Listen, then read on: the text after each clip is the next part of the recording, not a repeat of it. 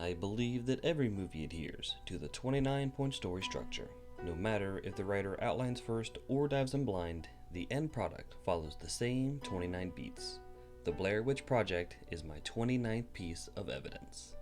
A Twitter poll wins the day again with this old horror selection and all the nostalgia it carries. The improvised dialogue of this ambitious found footage offering follows a broad 25-page outline, allowing for more authentic interactions between the characters. At least that was the intention, and it does make me wonder about the takes they didn't use. The Blair Witch Project screams by at only 80 minutes, serving the audience with a rapid descent into chaos and terror. The unraveling of Heather, Josh, and Mike feels like it's happening in real time, and the whole thing is pulled off by adhering to the 29-point story structure. Let's begin.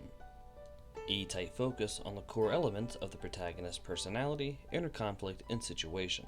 Heather, the host, excitedly prepares for a weekend trip, while Josh the cameraman arrives late and newbie Mike the sound guy settles into the vibe of the group. Then the newly formed film crew shoots the first scene of their documentary. Where, why, and how the protagonist exist in their world, with a focus on why they don't quite fit in. The film crew interviews the townsfolk of Burkittsville, Maryland, and receive the full legend of the Blair Witch. A singular event that's never happened before, and is destined to lead the protagonist away from their status quo.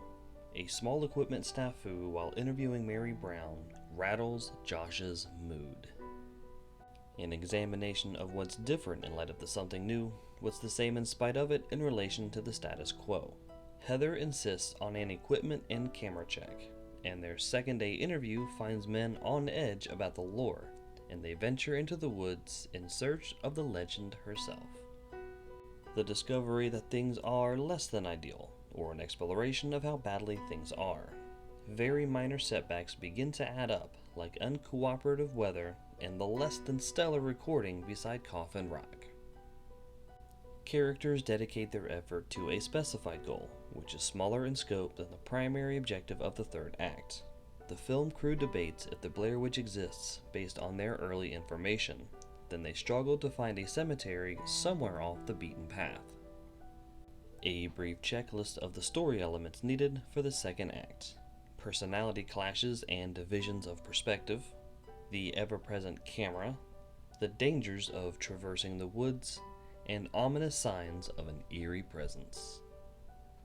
A singular event that launches the characters into the wild jungle of the second act, also called an oh shit moment.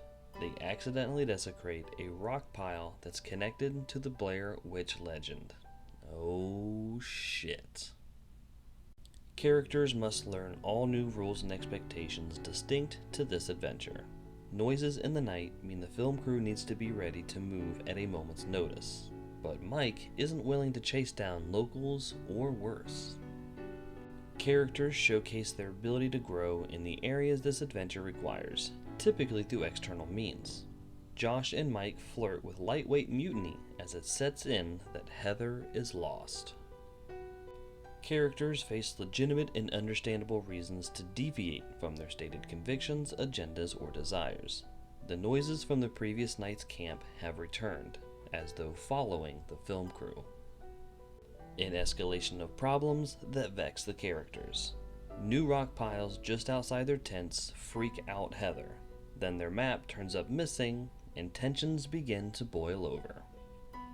Characters evolve internally by utilizing everything they've gathered and learned. The film crew sets aside their bickering to work together, and comfort themselves with the knowledge that someone will come looking for them. Then Mike develops an odd sense of humor. Journey-weary characters reconcile the reality of their ongoing situation with who they were in the first act. Michael reveals that he secretly tossed the map away the day before, and the tenuous harmony among them dissolves. A singular event that strikes at the protagonist's core conflict. The film crew is irreparably fractured and lost in the woods. Characters find a safe harbor that also provides needed answers for both external and internal conflicts. the film crew stumbles across an eerie patch of stick-figure men, confirming the presence of the Blair Witch in these woods. While it can hardly be described as safe, this is a horror movie, and they finally resign themselves to being lost in the woods. The Clarified Objective is realized in part or in whole, though it's meaningless without the completion of the primary objective. The sounds of children playing confirm that this isn't local fuckery, but that leaves only the terrifying options left to the crew. In existential conflict that wounds the character's sense of self, worldly identity, or their journey, the film crew shuffles back to their camp, only to find their packs have been pilfered. They descend into hysterics, attacking and biting each other, then sober up with apologies. An undeniable win for the protagonist, typically in direct connection to the Rebirth. The film crew sets off on the move again, united. Then Josh begins to understand Heather's obsession with viewing the debacle through a camera lens. A grand loss directly connected to the character's newfound inability to quit the journey. Josh suffers an emotional breakdown. Then they realize they walked all day in a circle. A thematic freefall, tied directly to the heavy price. Josh tortures Heather on camera, who dissolves into tears. Then he questions any point to self-preservation whatsoever at this point. A singular event that robs the protagonist of seemingly any chance of success. Josh vanishes, and now it seems the entire film crew won't survive the trip. Characters cannot return to their starting personas and must turn to face the primary objective. Heather and Mike carry on together, heading east this time, but the noises that haunt them at night sound like Josh in distress. Characters move towards the climax while utilizing the major swings and sneaky misdirections of the story. Another present is left outside their tent, with another little present inside, and it nearly breaks Heather. The final confrontation between the protagonist and the antagonistic force.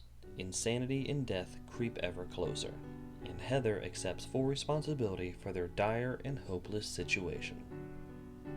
The singular event where the protagonist finally confronts their place in the status quo. Heather accepts her impending death. The direct aftermath of the climax. The surviving film crew is led to a house by Josh's disembodied voice.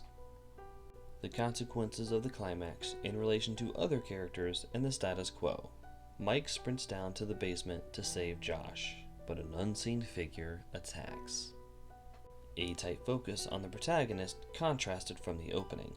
Heather sprints down into the basement to save Mike, but an unseen figure attacks, and all falls silent. And there you have it. My 29th example to support my argument that all movies follow the exact same story structure, regardless of how the writer approaches their craft. The Blair Witch Project sticks with each sequence just long enough to feel the emotional impact, yet firmly strikes upon every step of the 29-point story structure. But does this found footage classic follow the same plot beats as the least divisive installment of the most divisive trilogy in the core Star Wars saga to date? Yes. Yes, it arguably does. Next on my docket, Star Wars: The Force Awakens. Please subscribe to stay up to date with this and future videos, and please like and comment with your thoughts and reactions. I'll talk at you next time.